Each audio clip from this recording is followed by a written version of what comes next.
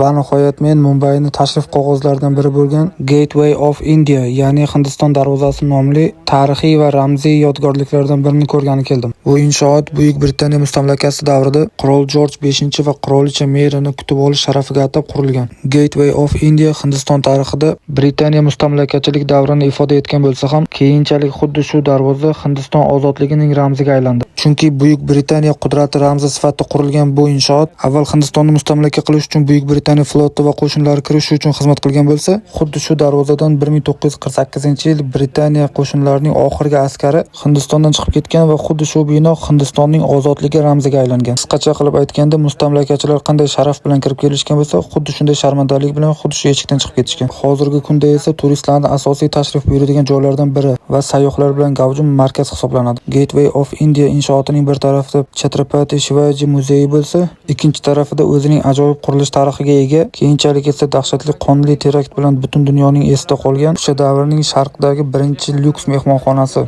Taj Mahal Palace mehmonxonasi joylashgan. Bu mehmonxonaning qonli tarixi haqida keyingi videoda to'liqroq gapirib berishga harakat qilaman.